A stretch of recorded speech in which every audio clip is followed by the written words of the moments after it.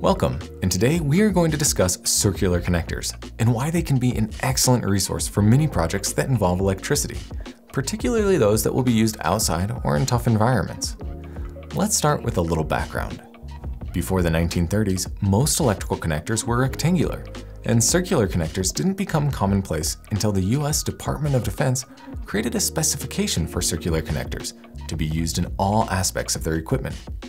The round wire connectors make these exceptionally rugged, ideal for combat situations that are subject to vibration, impact, temperature extremes, dust, and more. Originally, these circular connectors were identified as Type AN connectors for Army-Navy, as the Air Force didn't exist at that time.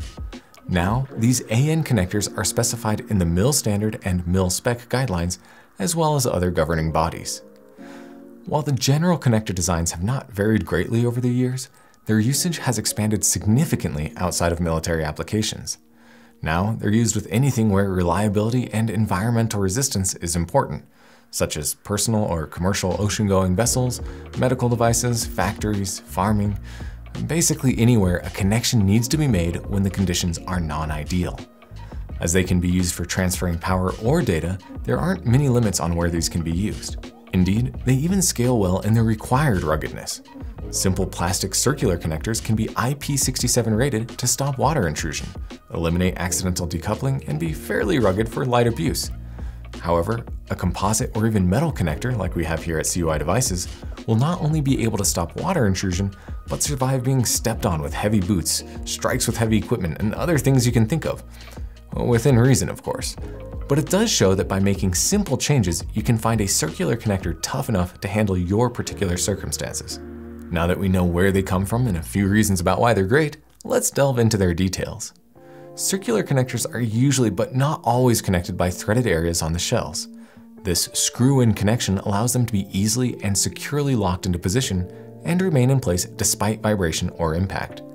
There are other types of connections, such as push-pull locking, bay nut locking, and snap lock, and they all have trade-offs on reliability versus ease of use. On the inside of the connector, you have your contacts, which are used to create an electrical connection between a male pin and female socket. Around the pins and sockets, you have an insulator that protects them from each other, the shell, and to a certain extent, the environment. It usually holds the contacts in the correct spot and properly spaces them so that a pair can be easily connected and disconnected.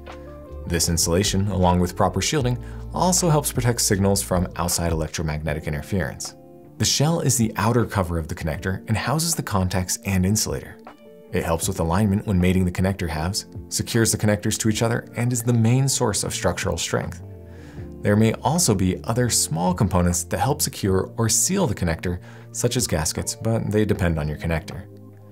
When selecting the ideal circular connector for your project, it would help to know that there are a few different types to choose from.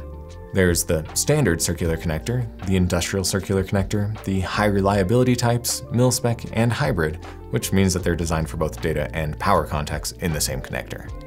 These are some of the more popular types, but other than mil-spec and hybrid connectors, there are more marketing terms without any specific standards associated with them.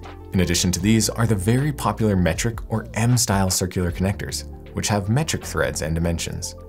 The main reason they're so popular is that they're more standardized. M5 connectors have 5mm diameter fasteners, M8 have 8mm fasteners, and M12 have 12mm fasteners. It's very straightforward. It gets a little more complicated as they're further divided into additional categories based on the shape of the contact body, how many contacts they have, and what their intended use is based on their codes. These codes are simple one-letter representations of what the connectors are intended for. For example, an A-coded connector is designed for sensors, DC power, and 1 gigabit Ethernet. Basically everything you need to create a network. Code B are connectors for an industrial computer network called Fieldbus, or a digital network standard called Profibus. More options include specific applications for DC or AC power, power over Ethernet, different Ethernet speeds, and more. These are a few of the many codes that make it easier to choose the correct type for your application. Once you've decided on the size, type, and code of the circular connector, choose how many contacts you need and make sure to consider the material type of the shell as previously discussed. Then you'll need to decide how you'd like to mount both halves of the connector. While cable mounting is common, circular connectors can be panel mounted or even PCB mounted, and you'll want to make sure you get the right one.